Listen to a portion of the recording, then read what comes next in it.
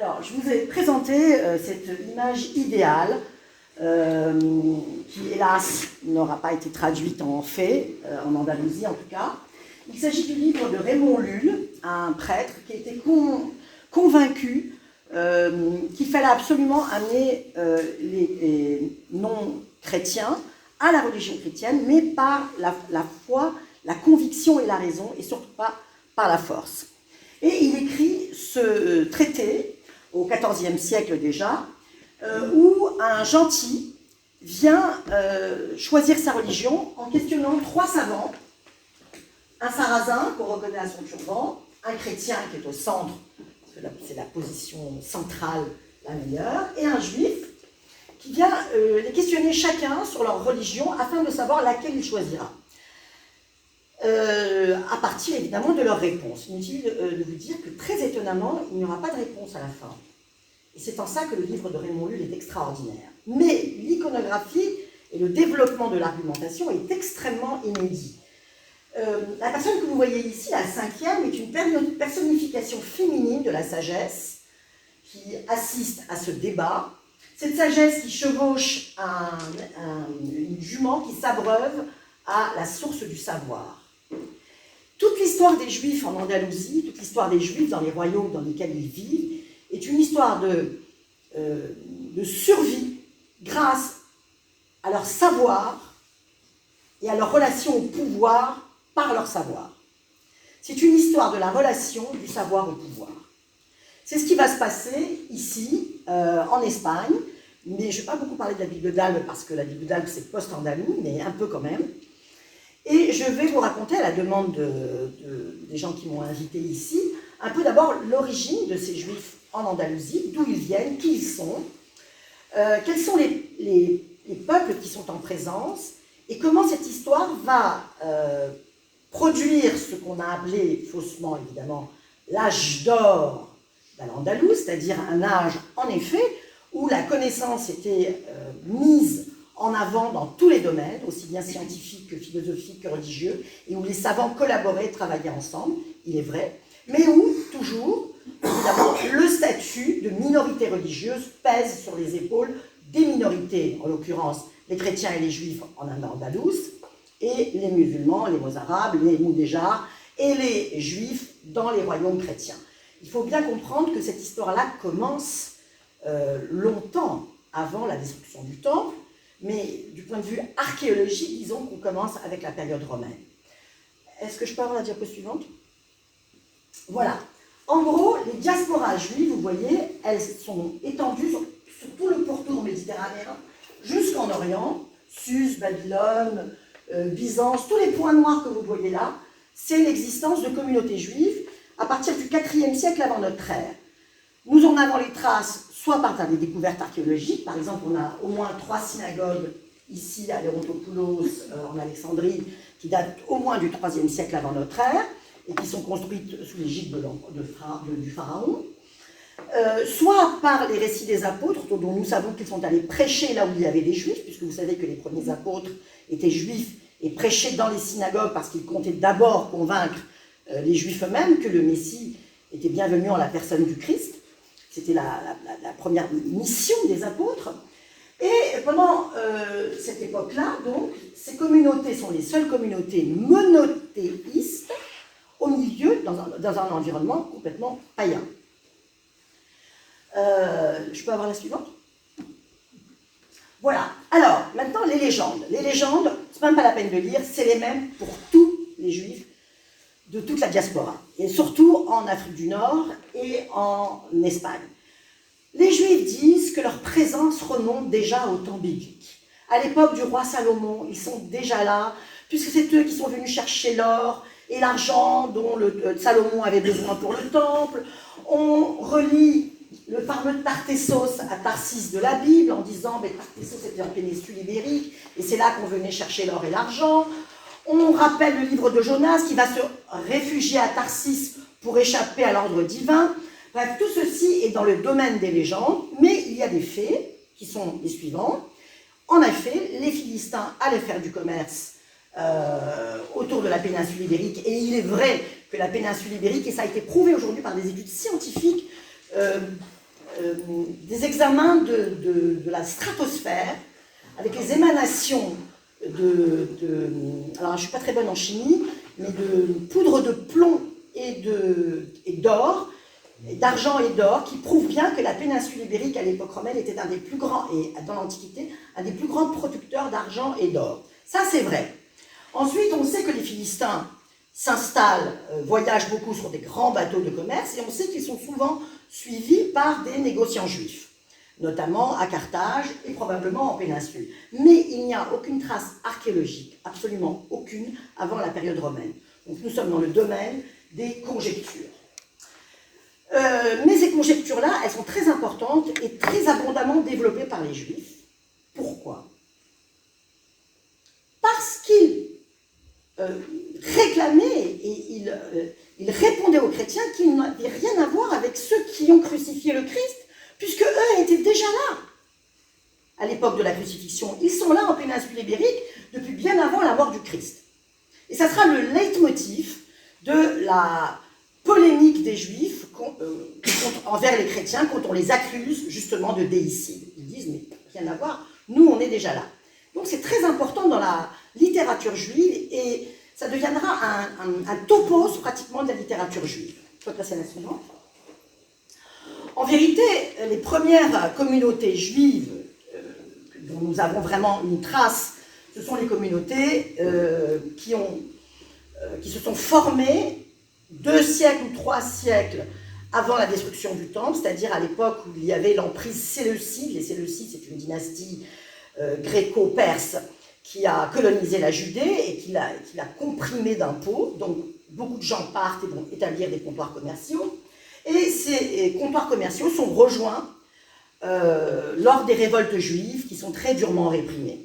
D'abord en 68, avec la chute de Jérusalem, une première fois, en 70, quand le temple est détruit, en 73, après la chute de Matsada, donc les Juifs quittent un peu la région de Jérusalem, vont se réfugier en Galilée, où ils fondent une académie rabbinique, grâce à laquelle nous avons le Talmud, et vont s'installer, vont rejoindre des diasporas déjà installées sur un parcours commercial situé au bord de la Méditerranée, tout autour de la Méditerranée, et le long des fleuves.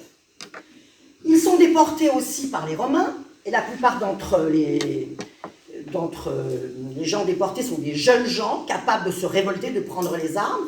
Il faut que vous sachiez que les guerriers juliens étaient des guerriers redoutables.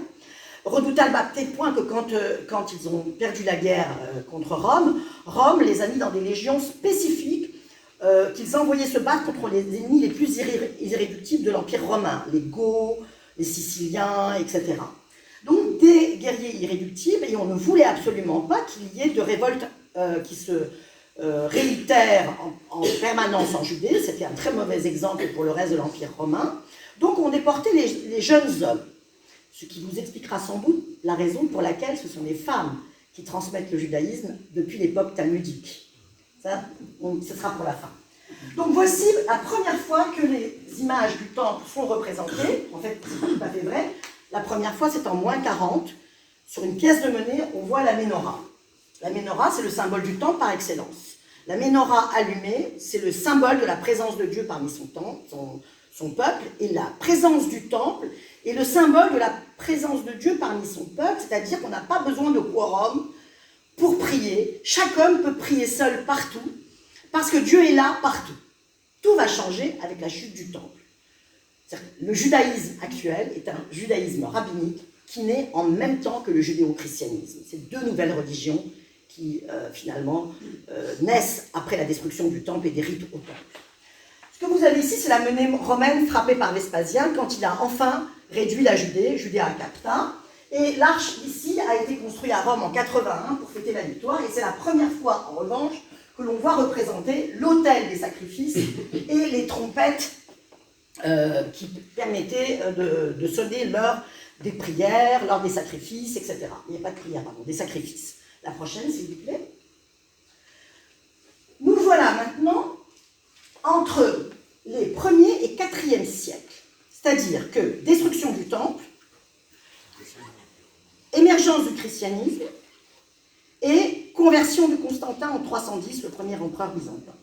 Ce que je vous montre là, tout ce qui est en bleu ici, ce sont des communautés juives attestées au 1er siècle, soit par des sources documentaires, soit par des sources archéologiques. Les sources documentaires, encore une fois, étant beaucoup les voyages des apôtres, qui se rendent spécifiquement dans les synagogues. Ça, c'est un. Ensuite, ce que vous avez la ligne bleue ici, c'est le contour de l'Empire romain. Vous voyez, jusqu'à Cologne et jusqu'à Londres, il y a des communautés juives. On sait par exemple qu'au 1er siècle, à Cologne, il y avait à peu près 50% de juifs. Ces juifs s'installent le long des fleuves pour le commerce, toujours, parce que par les voies de navigation, et le long des côtes méditerranéennes. Et en général, il s'agit de réseaux commerciaux qui travaillent pas mal entre eux. C'est-à-dire qu'ils établissent en fait un réseau commercial et ils travaillent beaucoup dans le cadre de familles explosées parfois ou de relations, etc. Maintenant, les 3 points ici, ce sont l'émergence de communautés chrétiennes très importantes. La première qui apparaît à Antioche autour de l'an 50, on ne sait pas comment, on ne sait pas. Jérusalem, qui est un centre évidemment originel, pratiquement, puisque les 3 monothéismes sont nés en Orient, le judaïsme et le christianisme en terre de Judée, et l'islam en péninsule arabique, pas trop loin. Rome va devenir tout de suite un lieu très important de développement du christianisme parce qu'il y a une communauté juive extrêmement prospère et extrêmement prosélyte à Rome. Et bien sûr, la troisième, Alexandrie, où se trouve la 2e plus grande communauté juive du monde de la diaspora. Donc c'est là qu'il y a des chrétiens, parce que les chrétiens au départ prêchent aux juifs. C'est les juifs qui veulent convaincre. Donc vous avez, à partir du 3e siècle, des juifs, des chrétiens et des païens. Le judaïsme a mis presque 1000 ans à devenir une religion vraiment monothéiste. Le christianisme va s'imposer beaucoup plus rapidement. Disons qu'entre la fin du 4e siècle et le 5e, 6e siècle, avec la chute des Visigoths 7e, disons, là on va avoir un christianisme complètement détaché du judaïsme. Mais jusqu'au 5e, 6e siècle, parfois la frontière est floue entre le judaïsme et le judéo-christianisme.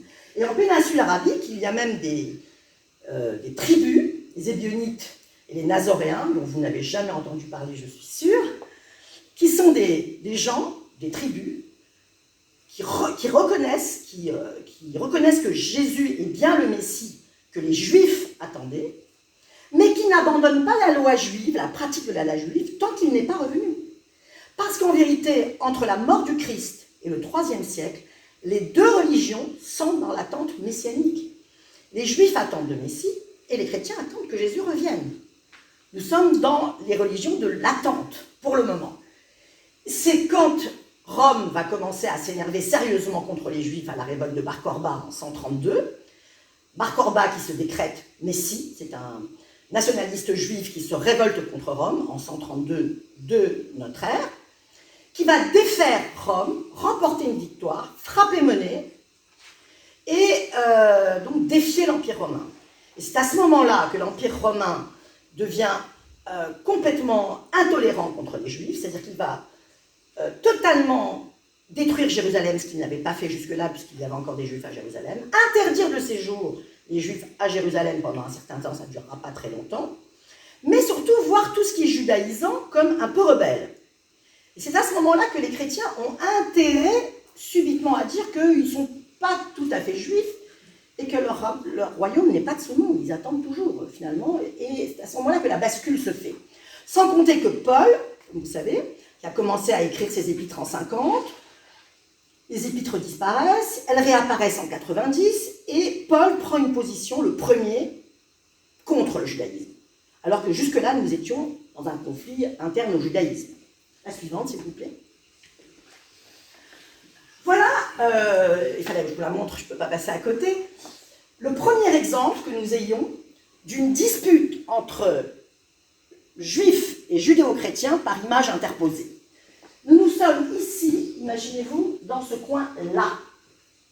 Nous sommes donc en Syrie, aux confins de l'Irak, pratiquement, au-dessus du Jourdain, de l'Euphrate, pardon, sur un plateau qui fait 40 mètres de hauteur au-dessus de l'Euphrate, une ville extrêmement stratégique qui surveille les caravanes, le passage des caravanes. Et donc c'est une ville stratégique financièrement, économiquement, et elle est évidemment, elle est disputée en même temps par les Romains et par les Sassanides.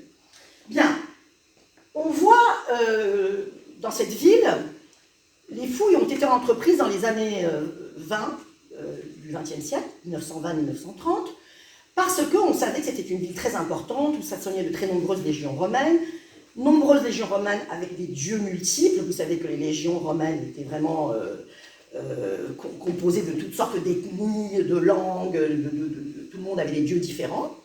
Et la ville était importante du point de vue commercial et stratégique. Donc on entreprend des campagnes de fouilles, et en dehors du quartier des temples, on trouve 7 lieux de temples païens, 16 temples païens dédiés aussi bien aux déesses orientales et aux dieux orientaux qu'aux dieux gréco-romains, aussi bien Zeus que Jupiter que comment elle s'appelle, Aphrodite et son équivalent oriental, Anahita, etc.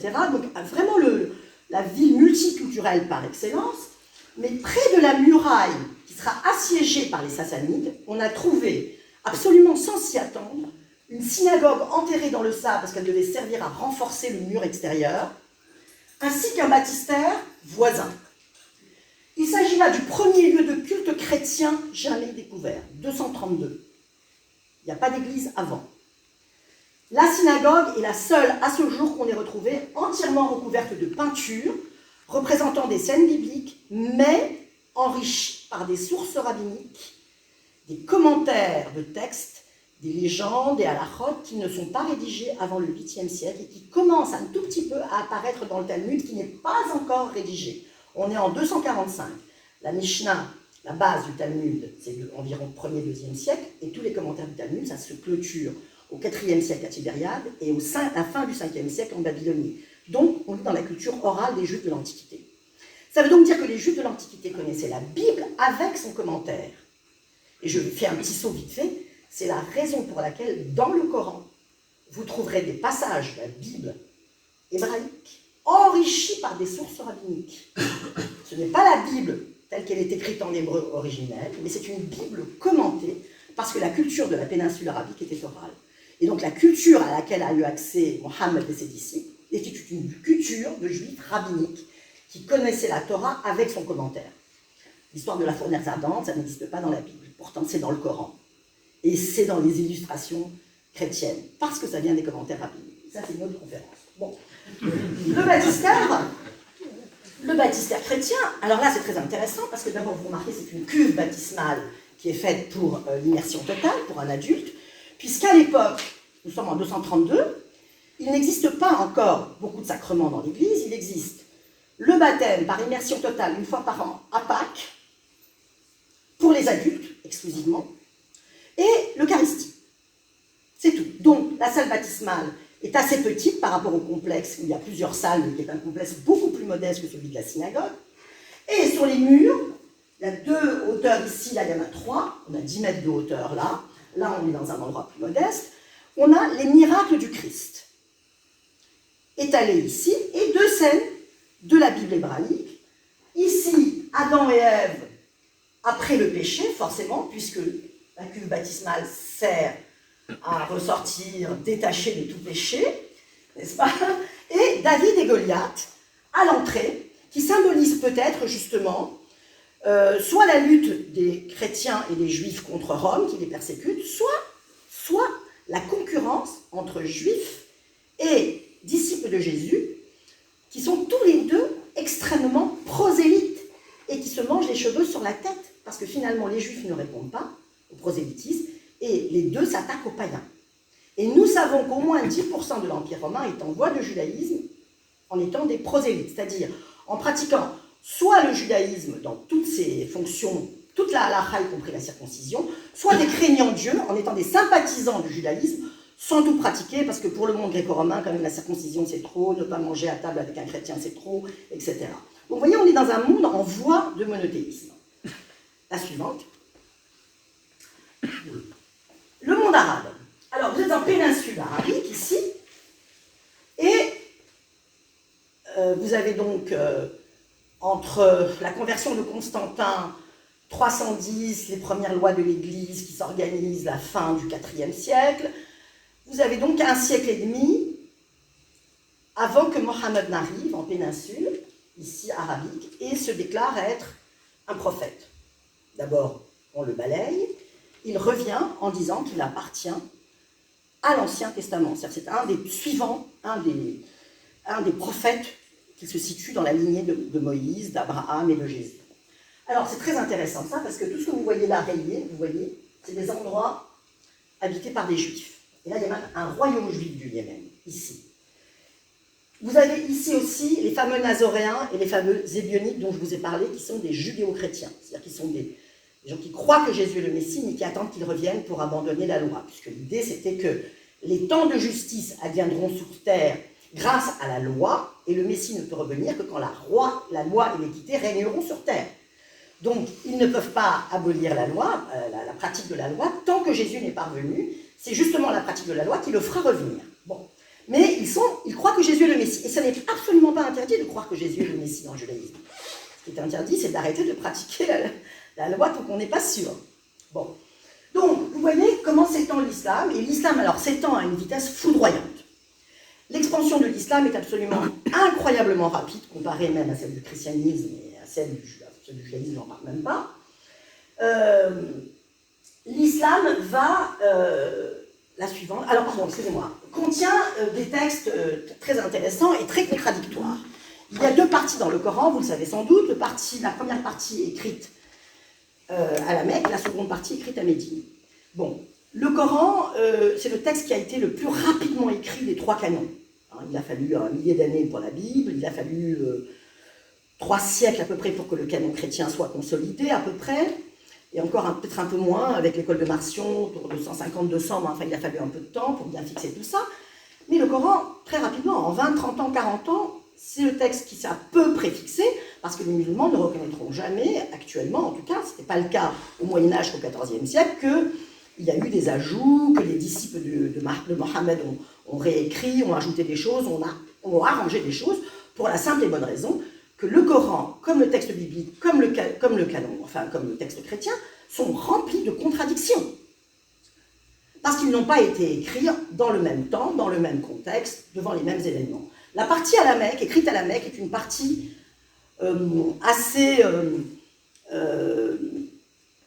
inspirée, comme des visions prophétiques, assez iréniques, les peuples du livre, etc. Et la deuxième partie, qui est écrite à Médine, au moment où Mohammed veut conquérir la puissance religieuse, la puissance économique que représente Médine, en comptant fortement sur l'appui des Juifs, puisqu'il se situe dans la continuité des prophètes de l'Ancien Testament, et les Juifs n'ont pas envie de payer les pots cassés s'ils perdent, parce que s'ils perdent, c'est évidemment eux qu'on va massacrer. Donc les Juifs ne lui prêtent pas l'aide qu'il attend. Et à ce moment-là, les Juifs, comme les chrétiens, deviennent d'un seul coup des traîtres et des pervers. Donc dans le même... Alors évidemment, ce n'est pas des passages qui se suivent, parce que ça serait simple pour nous de lire le Coran en disant ça c'est la partie la Mecque, et puis après, plus tard c'est Médine. Non, ce qui s'est passé, c'est que tous ces versets-là sont imbriqués, et pour comprendre lequel appartient à la période de la Mecque et lequel appartient à la période de Médine, c'est sur le style qu'il faut se baser. Jusqu'à présent, les meilleurs orientalistes ne sont pas encore arrivés à tout débroussailler, mais en gros, vous voyez ici par exemple, ici vous avez un passage qui dit que les Juifs et les chrétiens ne seront point attristés, ne subiront rien, et là-haut, tout à fait le contraire, dans le même texte. Vous comprenez pourquoi il a fallu une exégèse coranique jusqu'au XIVe siècle, les savants musulmans ont fait comme les savants juifs et comme les savants chrétiens, ils ont essayé de comprendre et d'expliquer les contradictions du texte. Ici, vous avez une enluminure du XIIIe siècle de l'histoire universelle de Rachid el-Din, où on voit les Juifs ici, de la tribu des Nadirs, se soumettant à Mohammed. Alors déjà, il faut que vous compreniez, il n'y a pas d'interdit de la représentation en islam. Ce n'est pas dans le Coran, et ce n'est qu'un hadith, c'est-à-dire ce n'est que d'une tradition orale. Il est interdit de représenter la figure humaine, il est interdit de représenter tout élément vivant, objet vivant, personnage vivant, animal, quel qu'il soit, dans les lieux sacrés, c'est-à-dire les Corans et les mosquées. Pour le reste, messieurs, dames, les musulmans illustrent absolument leurs livres. Il y a les récits des prophètes, il y a les voyages de Mohammed au 7e siècle, et il n'y a pas de censure physionomique de Mohammed, rien. On ne représente pas, chez les musulmans, jamais Dieu, on représente les anges, sans censure aucune, et Gabriel en particulier. Chez les juifs, c'est exactement la même chose. Le judaïsme et l'islam sont deux religions très proches comparées à ce que deviendra le christianisme trinitaire. La prochaine. Alors, les premières traces de la présence juive en Andalousie, pendant la période romaine et visigothe, vous voyez que là, on est autour des 4e, 5e siècles, et vous notez qu'il y a des stèles en hébreu, qu'il y a des stèles en latin. Les juifs ont cette capacité, et l'avaient déjà en Judée, à passer d'une langue à l'autre. Dès l'époque de Jésus, ils parlaient l'araméen, ils priaient en hébreu, les dédicaces des synagogues étaient en grec, donc ils sont moins trilingues, et ils parlent la langue vernaculaire des pays où ils arrivent. Les premières pierres tombales, par exemple de la France, du 4e, 5e siècle jusqu'au 7e, 8e siècle sont rédigées en latin. Celles d'Orient sont rédigées en grec, l'endroit où la langue est dominante, quoi, le grec. Ils utilisent la langue locale contemporaine, mais ils ajoutent toujours un petit symbole qui les distingue comme juifs. On sait qu'ils sont juifs parce qu'il y a la menorah ou la branche de palme qui sont des symboles messianiques, ou parfois il n'y a pas de symbole, mais on les distingue parce que des fois les noms sont typiquement juifs, soit les traductions de l'hébreu, soit des noms dont on sait qu'il n'y a que les juifs qui les utilisent, comme par exemple Justus, Tzadik, c'est souvent les juifs, Parégorius, Menachem, c'est souvent des traductions des mots hébreux. Donc une présence attestée dans l'Antiquité. On va voir la suivante. Alors vous avez vu à Majorque, et ici on est à Tortosa, et on a même parfois les dates, vous savez, on a une Donia Myriam qui vécut 24 ans, et ils avaient des noms aussi bien juifs que des noms à la mode, à l'époque. Il y a ça, des noms locaux, vernaculaires. Sous les Visigoths, après les Romains, ce sont les Visigoths. Vous savez qu'il y a les barbares qui vont renverser l'Empire romain, et les Visigoths pratiquent l'hérésie arienne. L'hérésie arienne qui ne reconnaît pas la Trinité. Et du coup, qui les rapproche un peu du judaïsme. Donc il y a une période assez de tolérance à peu près. Les Visigoths dans un premier temps, ne sont pas très violents contre les Juifs, pas de coercition.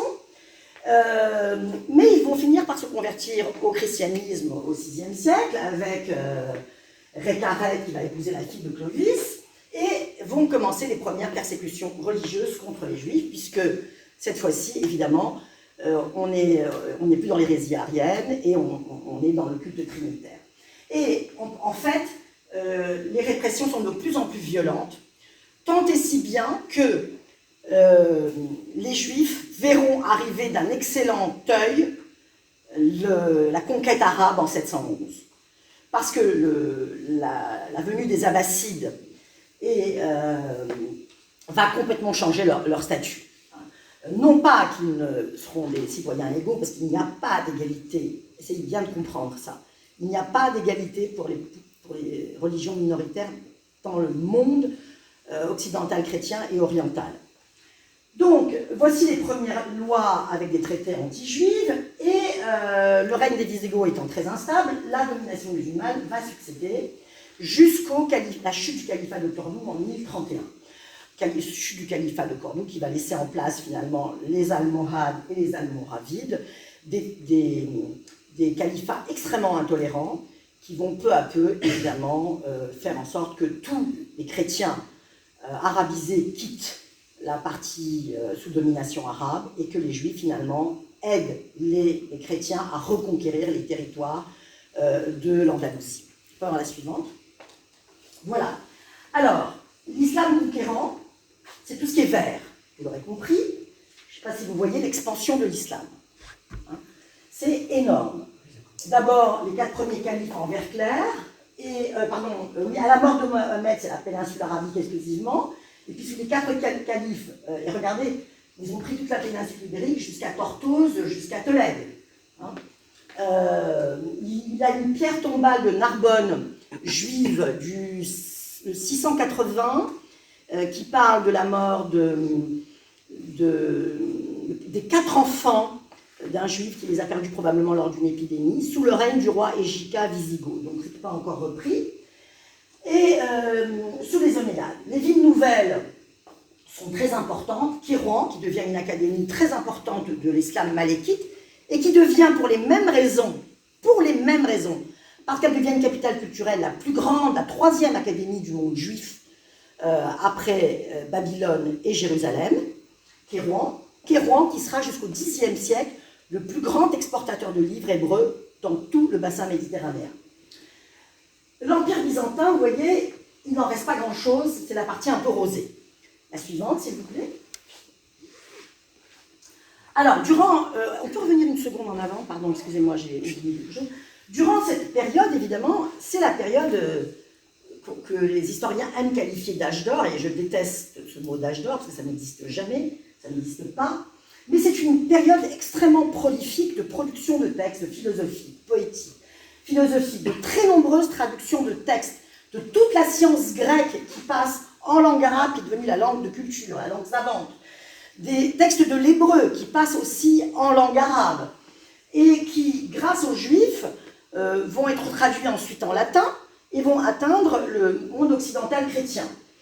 Les penseurs juifs et musulmans ensemble vont inventer une pensée spéculative, spécifiquement andalouse. C'est vraiment très particulier à l'Andalousie, c'est les Maïmonides, c'est Judas Halévi, c'est tous ces gens-là qui vont produire des textes, et vous savez que Maïmonide sera, et je pense à ce jour, considéré comme l'un des plus grands philosophes du Moyen-Âge. Il a été le premier à être traduit en langue vernaculaire en 1425 en espagnol. Il était considéré comme un des patrimoines intellectuels du monde ibérique par les rois catholiques eux-mêmes, par Alphonse le Sage et les rois catholiques, qui veulent imposer leur langue, le castillan, et font traduire les œuvres juives des natifs de la péninsule ibérique, en faisant passer la priorité à l'origine ibérique en langue vernaculaire. Bref, vous avez évidemment des influences réciproques. La pensée musulmane, la liturgie musulmane, les muassahat qui se réfléchit sur la liturgie juive, dont Salomon Ibn Gavirol deviendra l'un des plus grands producteurs de poésie et de thèmes liturgiques, la musique. La liturgie juive séfarade est encore marquée par la poésie d'Ibn Gavirol. Le judaïsme pratiqué actuellement par les juifs du XXIe siècle est encore marqué par le Mishneh Torah de Maïmonide. Tout est structuré par ces gens-là. Isaac El-Fassi, tous ces gens-là ont construit ce judaïsme-là actuel. La suivante. Alors, dans un premier temps, voilà les textes. La Bible n'est qu'en rouleau. Il faudra attendre le IXe siècle pour que les livres hébreux apparaissent comme des codex. Les Juifs craignent d'être confondus avec les chrétiens, puisque les chrétiens écrivent leur premier texte sous forme de codex, livre actuel. Donc ils vont garder la forme du rouleau jusqu'au bout, jusqu'au IXe siècle pratiquement, fin du 8e, pour ne pas être tentés en changeant la mise en forme de changer le contenu. Donc voilà un texte de la Bible et voilà un texte du Coran. Les deux langues sont des langues consonantiques, c'est-à-dire que pour les lire sans voyelles, il faut connaître le texte. Autrement dit, c'est l'oralité qui prime. C'est la tradition orale qui impose la lecture du texte. Quand il n'y a plus de centralité géographique, étatique comme l'hébreu, ça finit par poser un problème. Et quand l'islam s'étend tellement sur des territoires dont la langue n'est pas l'arabe, qui sortent de la péninsule ibérique, ils veulent islamiser en arabisant. Et donc, on peut voir la suivante. Ils vont commencer à introduire des voyelles de manière à faciliter l'appréhension de l'arabe à tous ces gens qui vont se convertir en s'arabisant. Je peux avoir la suivante. Ça, c'est le Coran bleu de Kérouan Merlet. Et voilà une Bible, la plus ancienne Bible que nous ayons en France, à la Bibliothèque nationale de France, ponctuée pour les mêmes raisons. Et voici un Coran ponctué. Et les Juifs vont ponctuer parce que la dispersion dure, parce que les Juifs vivent dans des pays qui utilisent des langues vernaculaires différentes, et qu'ils ne prononcent plus l'hébreu de la même façon tous. Par exemple, en Espagne, on ne prononce jamais le re. Il faut attendre la fin du XVe siècle. Donc, tous les sons re de l'hébreu ne sont pas prononcés. Ça peut donc induire des interprétations différentes. L'idée était que si le judaïsme, si la Bible est interprétée différemment, on aura des factions, des fractions dans le judaïsme, qui vont empêcher le judaïsme de rester un, pour laisser une chance aux Juifs, un jour, de restaurer la nation. L'idée est de faire des Juifs un groupe compact, non assimilable, reconnaissable. Chaque Juif qui voyage peut aller chez un autre Juif parce qu'on aura la même pratique de la loi, la même interprétation, etc. Parce que l'idée du judaïsme, c'est de restaurer le temple et la nation, alors que le christianisme et l'islam sont devenus déjà deux religions universelles, tendues vers l'extérieur et extrêmement prosélytes. Bon, alors le prosélytisme, c'est aussi parce qu'on l'interdit au début du 5e siècle, évidemment. On a interdit aux Juifs d'être prosélytes, on leur interdit d'avoir des mariages mixtes, on leur interdit beaucoup de choses avec les lois, d'une part, des Visigoths et d'autre part, évidemment, des Arabes. La suivante. Voilà, le califat abbasside, c'est le vert, donc c'est Cordoue, jusqu'à Barcelone. Vous avez le royaume franc, là, tout petit, et l'Empire byzantin, qui se trouve par là. Bon. Et là, ce truc violet, là, vous voyez cette route violette, là? Ça, c'est quelque chose dont personne ne parle jamais. C'est le parcours international des commerçants radhanites. Ce sont ces gens-là, ces juifs, qui créent des comptoirs commerciaux à travers tout, d'Orient jusqu'en Asie, et qui s'implantent sur les fleuves, et fondent des comptoirs commerciaux. C'est grâce, par exemple, c'est eux qui vont faire que Charlemagne va donner des statuts très intéressants pour les Juifs, notamment à Lyon, parce qu'ils développent le commerce d'import-export. Et c'est ces radhanites-là qui vont inventer les lettres de change. Ils vont voyager sans argent et ils vont s'arrêter dans les comptoirs juifs et ils vont transmettre les textes. C'est comme ça que les textes du Talmud de Babylone arrivent partout. C'est comme ça que le Talmud de Jérusalem se diffuse. Les responsables des rabbins, les questions, donc créent un lien permanent, à ce jour d'ailleurs, entre les communautés de la diaspora et le centre académique du moment. Le centre académique peut varier. C'est la Babylonie, le centre du monde juif au 5e siècle. Ça va devenir, c'est Tibériade un peu avant. À la chute des Géonies, à la fin du 9e siècle, quand les Almohades arrivent et que les dynasties arabes beaucoup moins tolérantes se mettent en place, alors tout ça va s'évacuer vers justement Cordoue et Kairouan, et ensuite ça montera vers la France, Rachid et Tossafiste, etc., en fonction du temps et de la capacité des Juifs à étendre leur savoir. La suivante. Merci. Vous me direz quand arrêter, hein, parce que je peux... Alors, l'Empire de Cordoue, le voilà, et malheureusement, on peut dire que la période de cohabitation et d'émulation intellectuelle, littéraire, même scientifique, les techniques, l'architecture, etc., ça va durer à peu près jusqu'à la fin de 1086, c'est la conquête de Tolède, la reconquête de Tolède. À partir de l'arrivée des Almoravides, c'est la chute de la production scientifique, de la grandeur intellectuelle de l'Andalouse, et en fait ça va de pair, c'est aussi la fuite des cerveaux et la fuite des savoirs vers les royaumes chrétiens. Les Juifs comprennent assez rapidement que ces luttes internes, ces conversions forcées de chrétiens, on va commencer par essayer de convertir tous les Mozarabes. Et donc ils vont fuir et ils vont fonder le royaume des Assyries. Et ils fuiront en emportant leur cerveau, leur savoir, leur connaissance. Les Juifs vont peu à peu négocier avec les royaumes chrétiens et vont leur ouvrir peu à peu les portes de Tolède notamment, parce que finalement, ils vivront mieux sous la férule des premiers conquérants chrétiens qu'ils ne vivaient sous la férule des derniers conquérants arabes. Vous savez, ce sont des périodes d'anarchie et d'instabilité politique. L'instabilité politique nuit toujours aux minorités. Quand les premiers califats abbassides s'écroulent et que les Almoravides et les Almohades arrivent, tout change. La suivante.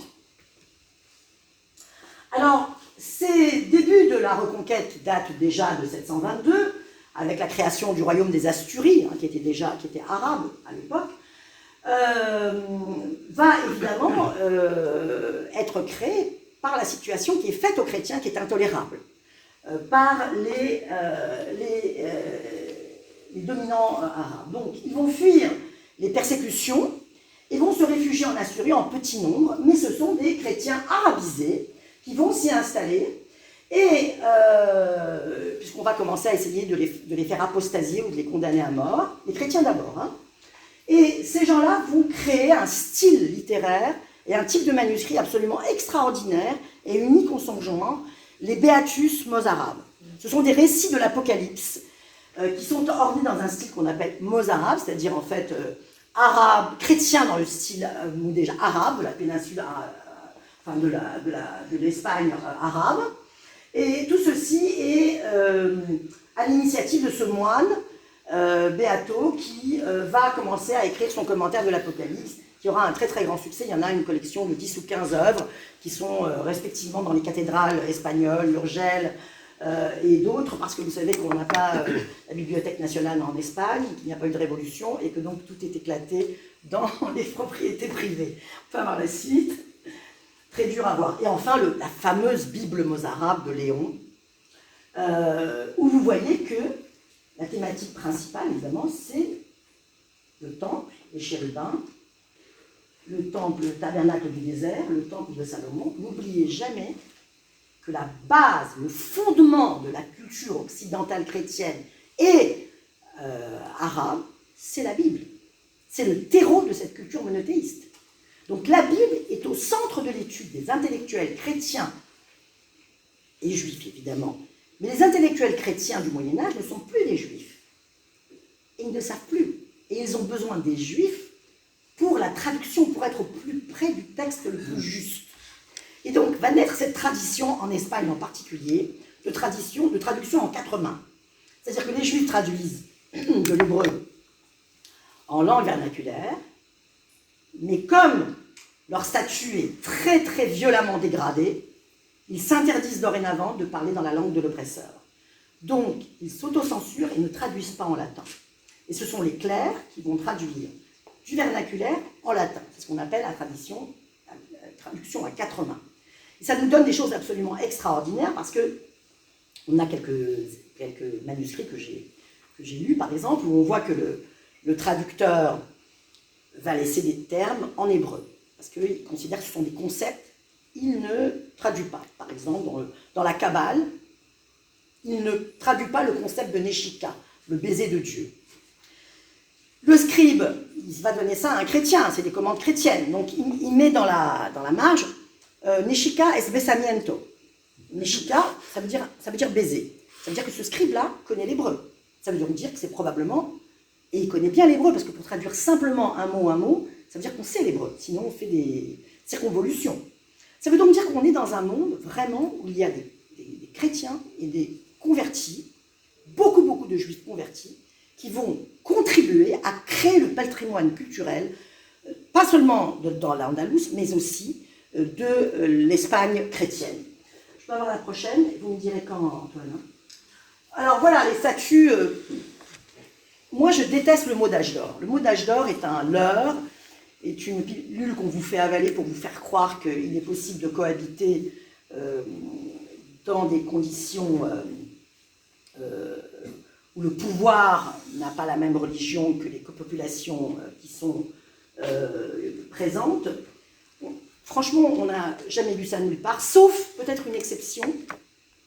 En Pologne, à partir du XVe siècle jusqu'au XVIIe, où on a eu le Vaad Arbatarz, où on a donné aux Juifs pratiquement le contrôle sur eux-mêmes, la possibilité de juger, voire de conflits entre chrétiens et juifs. C'est la seule période. Plus le royaume d'Himyar, au Yémen, plus la principauté juive de Narbonne. 3 cas dans l'histoire. Autrement, on n'a jamais trouvé. Alors, qu'est-ce que c'est le statut de dhimmi? Il faut bien comprendre ce que c'est. Le statut de dhimmi, en vérité, il a été probablement... Alors, on dit qu'il prend ses racines dans le Coran. Il est plus probable qu'il a été bien organisé autour du 8e siècle, après la mort de Mohammed, probablement sous Ali, et lors de la conquête arabe. Alors, les gens du livre, c'est-à-dire les chrétiens, les juifs, les monothéistes, sont toujours soumis entre la conversion et l'acceptation. Mais dans tous les cas de figure, s'ils ne se convertissent pas, ils sont soumis à la dhimma, la dhimmitude. C'est un statut de protection, où ils ont la liberté de pratiquer, à la condition qu'ils remplissent les obligations. La première étant évidemment le paiement d'une taxe. Vous imaginez bien que l'impôt, les capitations prélevées sur les hommes libres et majeurs pouvaient varier aussi en fonction du fonctionnaire qui les prélevait, etc. C'était à la tête du client. Les vêtements distinctifs, ce n'est pas le concile de Latran, le premier en 1215, qui a imposé aux Juifs la rouelle, mais déjà le monde arabe. L'absence de construction de nouveaux lieux de culte, c'est la raison pour laquelle on ne trouve pas de synagogues très récentes. C'est souvent des synagogues, des lieux privés convertis au fur et à mesure en lieux de prière. Respect et humilité envers les musulmans. Interdiction, évidemment, d'épouser des musulmanes. L'inverse est possible si l'épouse se convertit, bien évidemment. Et le retour à la religion originelle est condamné à mort. Mais ça vaut dans les deux religions, dans le christianisme et dans l'islam, évidemment. On peut être juif, l'Inquisition ne poursuit pas les juifs, elle poursuit les relax. Ceux qui sont devenus chrétiens et qui veulent revenir au judaïsme. Bon, toute violation de ce pacte est punie d'expulsion, voire de condamnation à mort. Au XVIIIe siècle, on en a encore eu une histoire en Tunisie, l'affaire d'un charretier qui avait un peu trop bu, qui s'est battu avec un autre charretier, et l'autre charretier l'a accusé d'avoir blasphémé Mohammed. Il a été condamné à mort et roué de coups sur une roue en place publique au XVIIIe. Ça a servi de prétexte à la France pour rentrer imposé en Tunisie. Donc, les Juifs devaient porter à leur cou le petit sceau qui prouvait qu'ils avaient bien payé leurs taxes et qu'ils étaient en règle avec la loi. Bien sûr, devant un tribunal arabe, enfin musulman, ils ne pouvaient pas l'emporter contre un musulman. Donc, si jamais ils ont été extorqués, ils ne pouvaient pas se défendre. C'est la règle, c'était la règle jusque dans les pays arabes au XXe siècle. Suivante.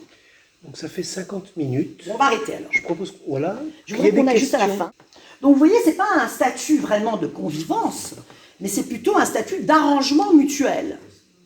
Quand les Juifs servent, ils servent le pouvoir. Quand ils ne servent pas, ils ne servent pas. Non, avant. Ça, je ne passais pas. Alors, la chute du royaume de Grenade, une fois que Cordoue a été prise, etc., Boabdil va tenir encore un peu, il sera fait prisonnier, mais le royaume de Grenade va tomber très peu de temps avant l'expulsion des Juifs d'Espagne, en 1492. On promet aux musulmans qu'ils pourront bénéficier encore du statut de mudéjar, mais on les convertit quand même par la force. Mais surtout, il y a ces œuvres absolument extraordinaires, notamment l'Alhambra, qui vont être transformées. Toutes ces créations architecturales, Santa Maria la Blanca, l'Alhambra, l'Alcazar, quand elles vont changer de main, qu'elles passeront des Arabes aux chrétiens, ou des Juifs aux chrétiens, ou des Juifs aux Arabes, ces lieux seront transformés, soit en mosquée, soit en église, et principalement en église à partir du XVe siècle. Cette fontaine-là, la légende veut que ce soit les Juifs de la communauté juive de Grenade qui l'ait offert au calife pour comparer son Alhambra avec le temple de Jérusalem, puisque vous savez, il y avait une cuve portée par des taureaux dans la cour du temple de Jérusalem, une cuve d'eau pour la Netilat Yadayim, le nettoiement des mains. Et alors, comme le taureau n'était pas l'animal le plus noble, ils ont offert une réplique de cet objet du temple sacré en le remplaçant par des lions. C'est la cour des lions. Si vous allez à l'Alhambra, vous irez sûrement, vous la verrez. On dit que c'est un cadeau de la communauté juive au calife de l'époque. Boabdil va être fait prisonnier et il mourra à Tlemcen. La prochaine, et c'est la fin, l'Alhambra, le décret de l'Alhambra.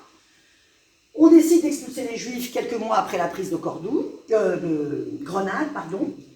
Les les rois catholiques, Ferdinand et Isabelle, ont en tête, en fait, une seule chose. Une terre, un peuple, une foi. Ils ne pouvaient plus intégrer le trop grand nombre de convertis. Ce n'était pas possible, c'est une question de quota. C'est-à-dire qu'en fait, beaucoup de juifs ont choisi entre la conversion et la mort, beaucoup ont choisi la conversion, mais ils sont tout de suite devenus des maranes ou des nouveaux chrétiens. Et finalement, ils ne se sont pas intégrés. Or, la notion de la centralisation du pouvoir passait par l'unité de la foi, à l'époque. On n'en est pas loin aujourd'hui non plus. Et donc, c'est la raison pour laquelle, finalement, on expulse les Juifs qui, pour partie, vont partir dans les bateaux de Christophe Colomb, et la suivante, et c'est fini. Et on voit les Juifs expulsés d'Espagne en 1492, qui vont aller vers l'Empire ottoman, qui vont aller vers Amsterdam, ils feront la fortune des Pays-Bas. Et les musulmans à qui on a promis qu'on ne les expulserait pas, vont finalement non seulement être expulsés en 1609, mais beaucoup plus durement que les Juifs, parce qu'eux ne pourront pas emmener leurs enfants.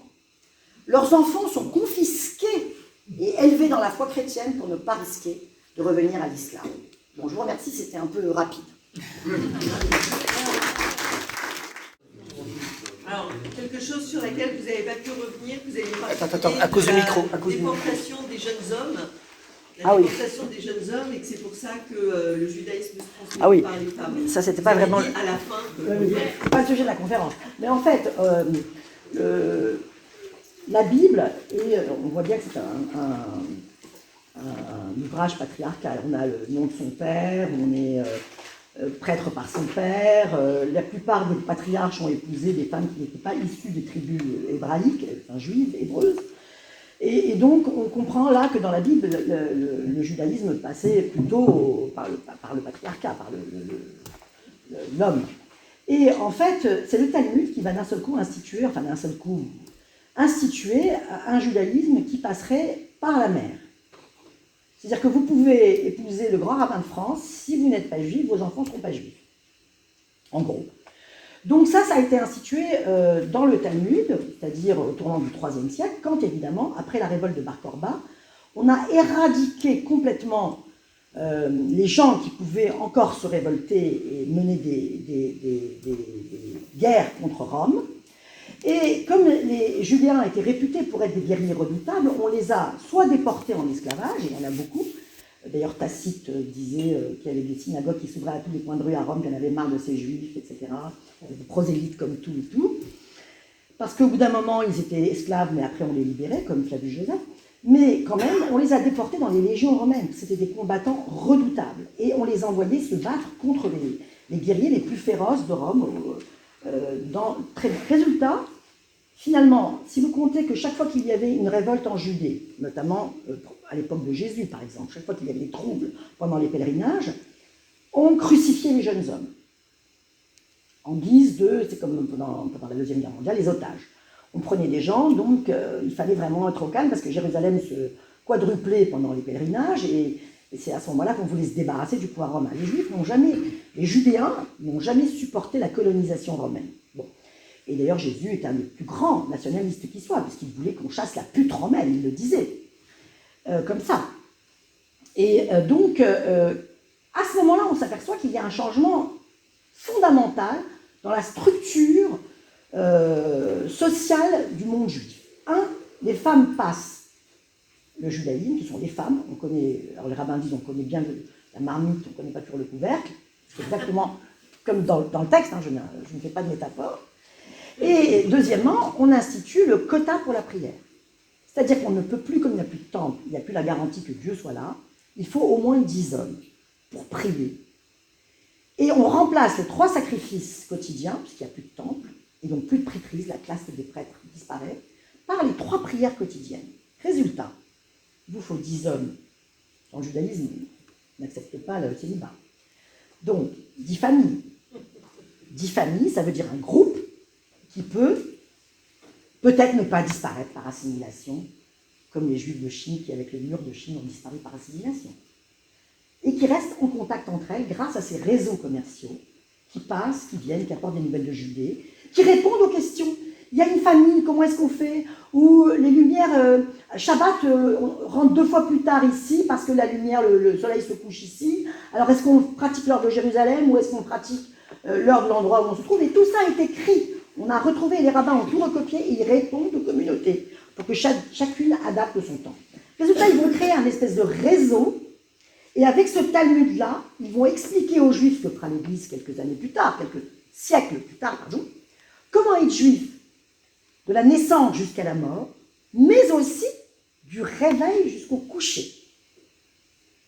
Comment être juif? Et comment être juif sans disparaître, c'est-à-dire ne pas se mélanger aux non-juifs. Finalement, le Talmud fait des juifs des parias, volontairement, pour ne pas qu'ils disparaissent par assimilation. C'est un peu cavalier ce que je dis, je sais, ça peut choquer certains, mais c'est exactement ce qui s'est passé. Le plus grand danger était la diversification du judaïsme, parce que des erreurs d'interprétation dues par des problèmes de prononciation ou de lecture, puisque la vocalisation n'est pas fermement installée avant le IXe siècle, mais aussi le mélange avec les peuples environnants. Et il y a un exemple dans le Talmud, hein, moi je dis rien, c'est le Talmud. On explique pourquoi manger cachère avec toute la cacheroute de réparation, la vérification de la bête, les instruments, c'est pas assez. Tu ne peux pas inviter le Romain à ta table. Ah oui, mais tout est cachère. S'il mange cachère. Ah mais oui. Mais si tu invites le Romain à ta table et que ta fille s'éprend du Romain, auras-tu le cœur de briser le cœur de ta fille? Non, mais c'est du bon sens. Ce sont des textes d'enseignement didactique, de bon sens. Et donc, ces rabbins-là, qui au IIe siècle ont eu une vision qui a permis pratiquement la restauration de l'État d'Israël aujourd'hui, avec la Bible est un récessionniste, hein, ne cherchez pas midi à 14h. À toutes les lignes, on vous dit, l'an prochain à Jérusalem, restaurer le temple, Jérusalem, le temple, etc. C'est ça que dit la Bible. Et jusqu'à la grande révolution de la Bible, il y a 2 grandes révolutions dans la Bible. Il y a la loi s'applique à tous. Le roi, exactement au même titre que le dernier des plus pauvres des derniers. Le roi ne peut pas déroger à la loi. Il est égal devant la loi. Ça, c'est une grande innovation de la Bible. Deuxièmement, la grande innovation à laquelle on ne pense pas, c'est le livre de Jérémie. Jérémie a compris que l'exil allait tomber, que la Judée allait tomber, que les Assyriens allaient prendre la Judée. Et c'est la première fois, il dit, il vaut mieux ne pas mourir et pratiquer son judaïsme à l'extérieur pour le conserver et revenir un jour restauré. Or, dans l'Antiquité, on ne se convertit pas parce qu'on adore les dieux locaux. Ça, c'est une grande révolution. On n'y pense jamais.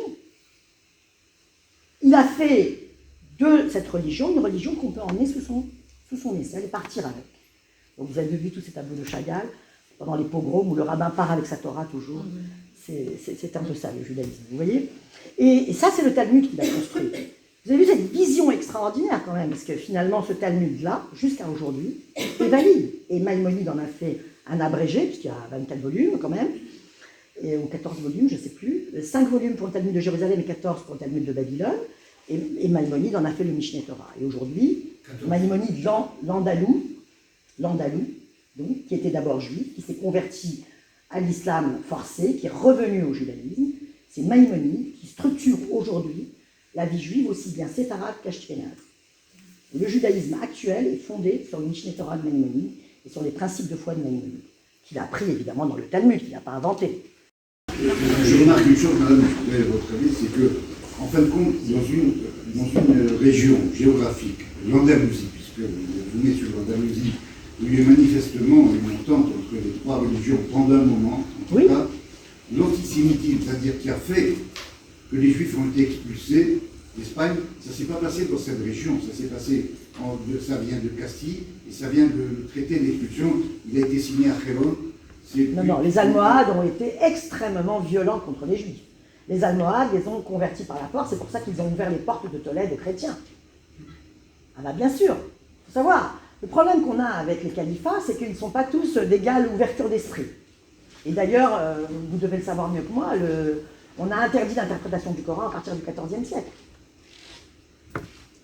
Il y a eu des califats très rigoristes, et ceux-là ont persécuté les chrétiens et les juifs. C'est pour ça que les juifs ont été accusés de traîtrise après, d'avoir vendu l'Andalousie aux chrétiens. Et comme ils ont été accusés par les Visigoths, d'avoir ouvert les portes de l'Andalousie aux musulmans. Et parce que les juifs étaient persécutés par les Visigoths, qui étaient devenus chrétiens non trinitaires cette fois, et donc ils ont préféré le califat abbasside à juste raison, puisque pendant 3 ou 4 siècles, ils ont pu vivre à peu près correctement, et ensuite, ils se sont remis sous la protection des rois catholiques qui ont eu besoin d'eux pour les mêmes raisons que les musulmans avaient besoin d'eux, parce qu'ils connaissaient parfaitement l'administration musulmane, la langue arabe, les rouages du système économique, etc. Mais une fois que c'était fait et que le pays a été repris, alors là, on a commencé à voir dispute contre le Talmud, 1263, dispute de Tortosa, 1412, l'inquisition moderne qui a été installée par les rois catholiques, persécution non pas des juifs mais des relapses, etc. Mais des relapses, vous savez que dans le judaïsme, on n'a pas le droit de rejeter quelqu'un qui veut revenir au judaïsme. Alors vous vous convertissez au christianisme, parce que vous êtes philosophe et vous pensez que finalement, quelle importance, Dieu est un. Et vous comprenez que dans le christianisme, finalement, vous n'êtes pas libre de penser comme vous voulez, il faut être à la messe, il faut être ci, il faut être ça, il faut être un peu fliqué. Et vous vous dites donc finalement... Non, mais je parle du Moyen-Âge. Hein. Je parle du Moyen-Âge. Sinon, je ne serais pas ici.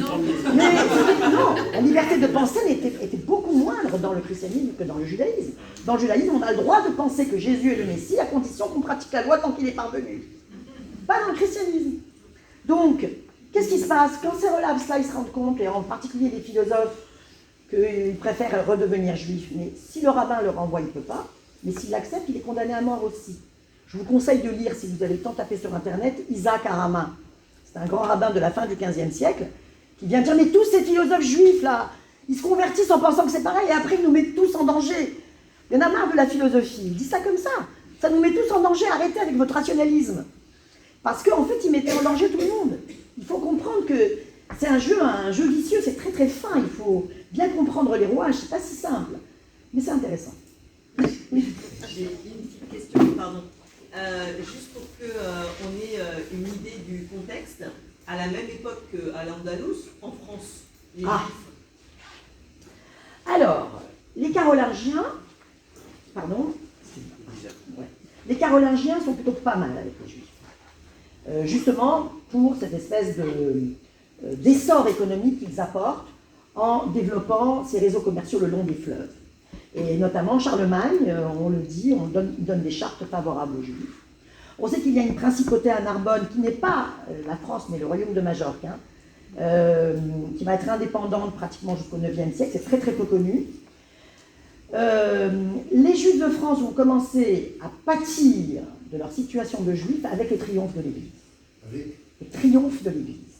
Tant qu'il y a ces luttes entre l'Église d'Orient et l'Église d'Occident, tant qu'il y a des schismes entre iconoclastes et iconodus, ceux qui favorisent les images, ceux qui sont contre les images. Vous savez que les premiers chrétiens étaient très très iconoclastes, c'était des juifs pour haredim, c'était des orthodoxes. Bon, il y a des conflits au sein de l'Église, il y a une scission entre l'Église d'Orient et d'Occident.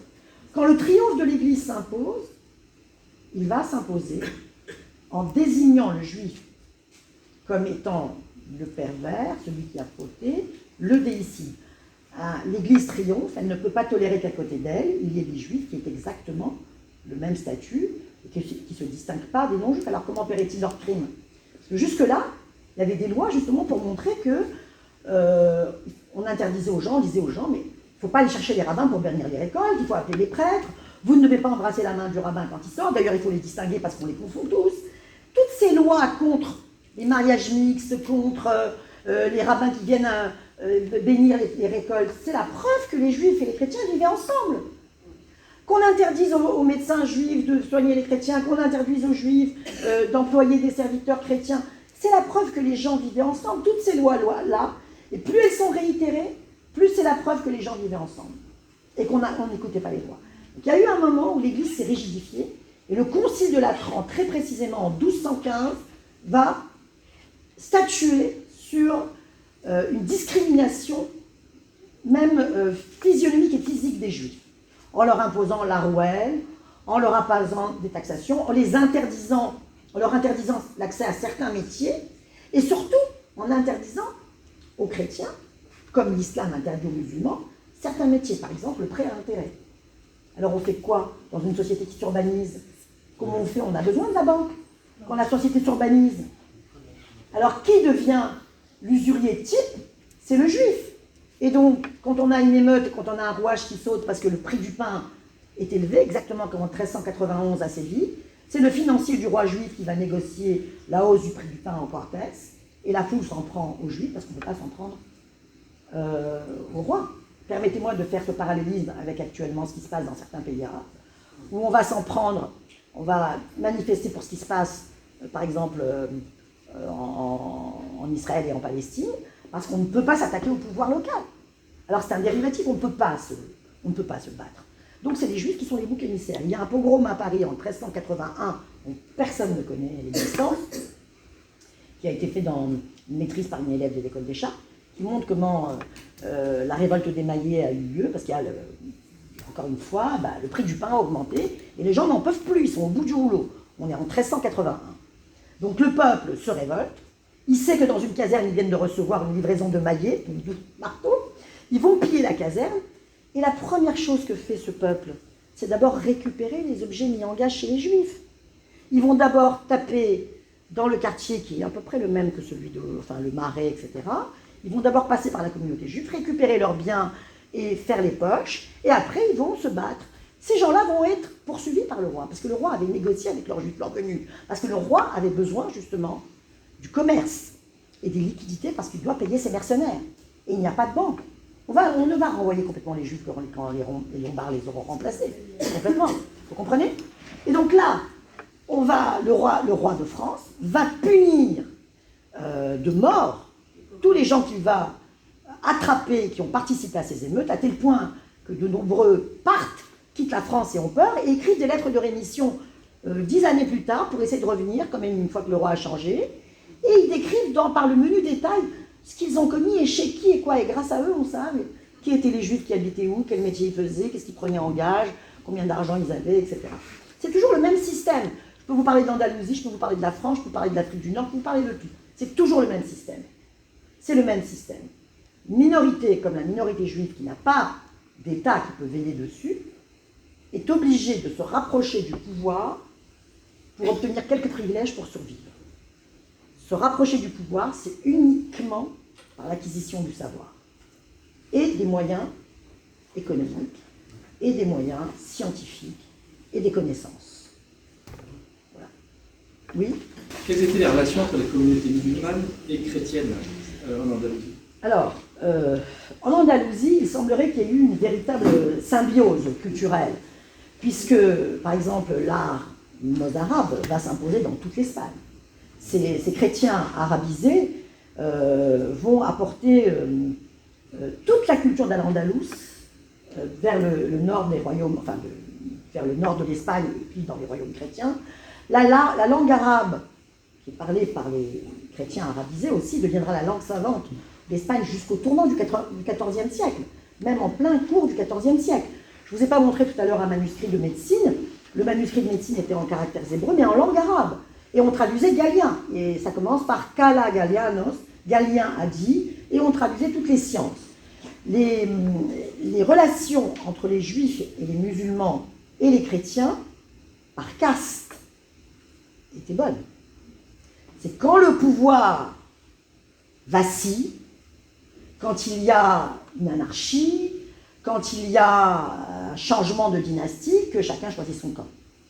Mais c'est surtout les lois des Almohades et des Almoravides qui vont d'abord pousser les chrétiens arabisés hors d'Al-Andalus, avant que les Juifs eux-mêmes ne choisissent eux aussi de se mettre sur la protection des chrétiens, quand les Almoravides vont faire peser sur eux la conversion ou la mort.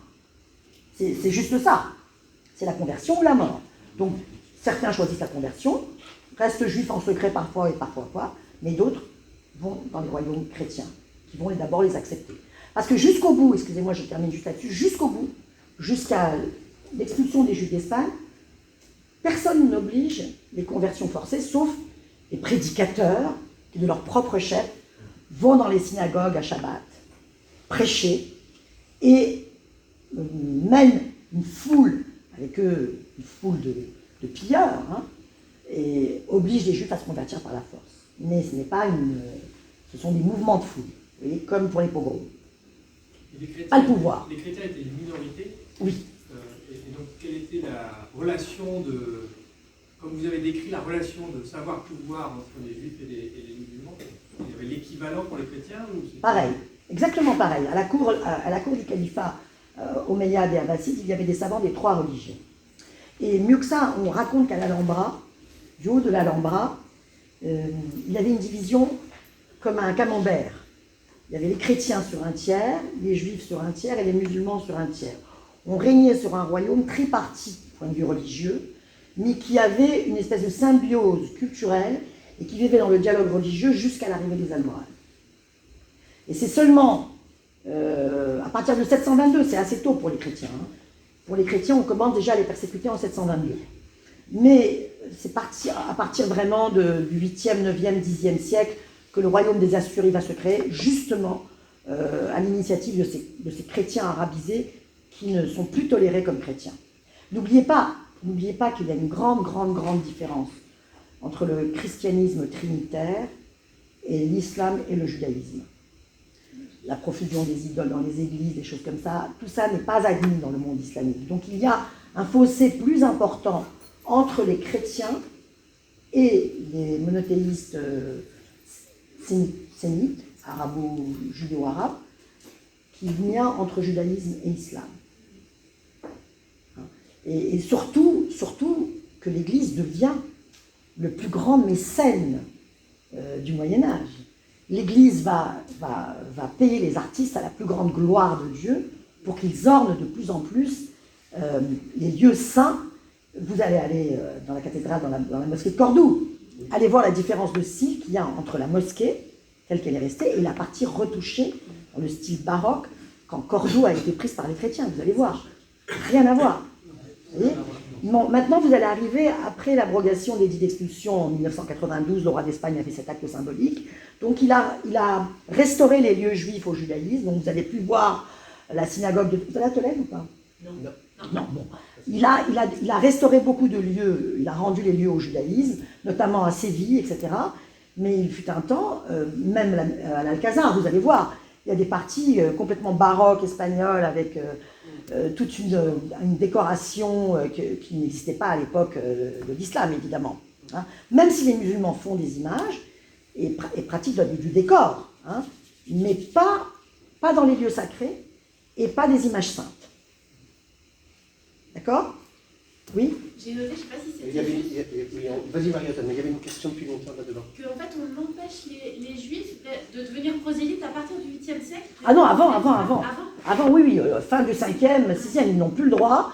On veut même essayer de leur interdire la circoncision, mais c'est pas possible tant que Rome et l'Égypte sont alliés, parce que les Égyptiens sont circoncis aussi.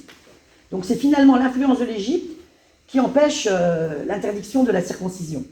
Mais on va essayer d'arrêter parce que Tacite se plaint, ils sont hyper prosélytes.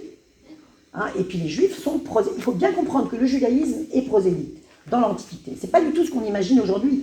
Et d'ailleurs, je vous signale que si vous relisez le passage d'Exode et de Roi en particulier, de Roi, la construction du temple de Salomon, hein, il y a des parvis qui sont divisés pour les femmes, les hommes, et il y a le parvis attribué aux goïms, à ceux qui ne sont pas juifs, parce qu'ils adorent le Dieu local. Vous voyez ?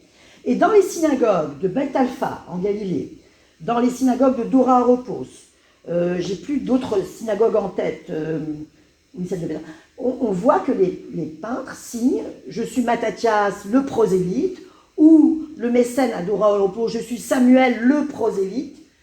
Il y a en fait, le monde est en voie de monothéisme, si vous voulez. Et le christianisme va alléger un peu la pratique lourde du judaïsme, et c'est comme ça que finalement les païens vont plutôt rentrer dans la brèche créée par le christianisme, qui est quand même plus aéré que le judaïsme, qui reste quand même très nationaliste et tendu vers la terre. En fait, ce que vont faire les chrétiens, c'est qu'ils vont couper le lien du sang. On n'a plus besoin d'avoir une mère juive pour être chrétien, et ils vont couper le lien avec la terre. Le Messie n'arrivera plus forcément à Jérusalem. Vous voyez ? Et c'est très intéressant cette affaire, parce que le premier concile des disciples de Jésus en 50, c'était la thématique « Faut-il d'abord devenir juif pour devenir un disciple de Jésus ?» Ça concernait les païens, évidemment. Voilà, vous avez toute la problématique. Vaste question.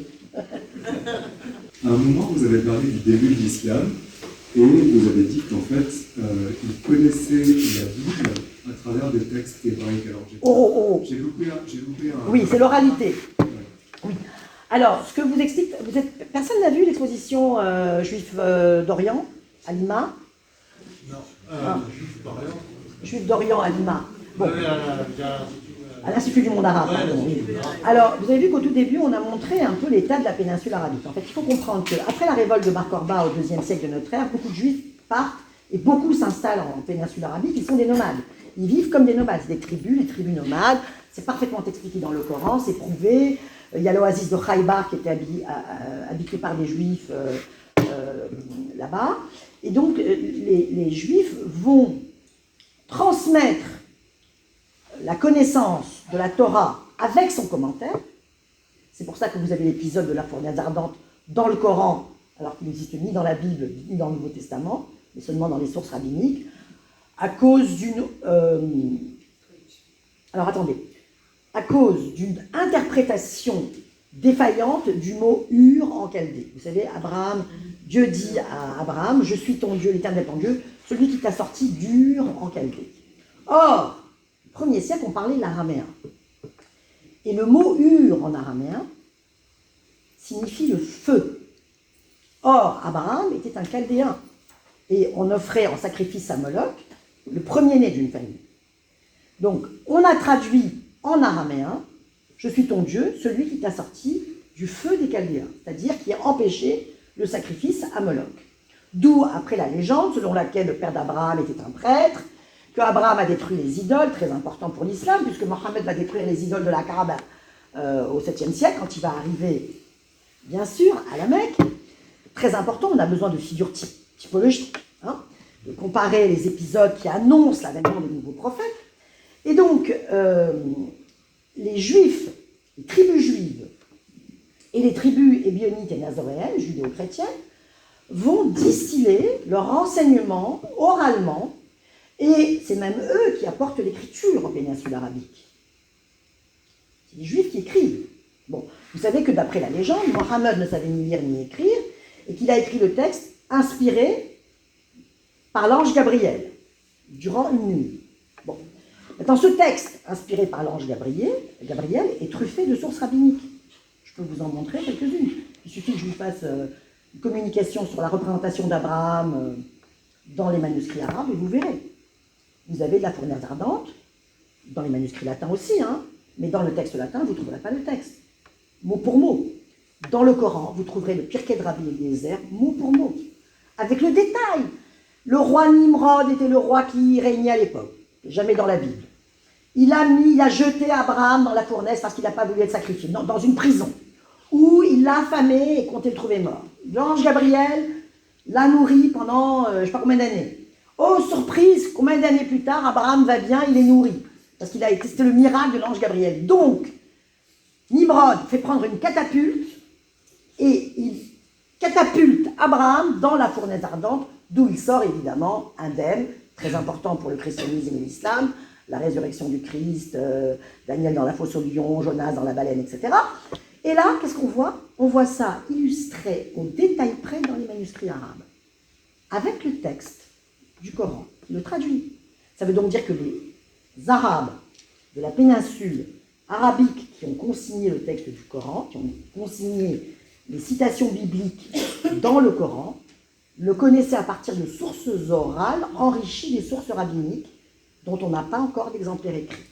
On vous remercie de tout notre cœur pour le savoir, dépourvu de pouvoir, et on va tous réfléchir sur, en France, tout le statut de toutes les minorités de fait, voilà, et comment on peut y être attentif, et culturellement, et politiquement, bien sûr.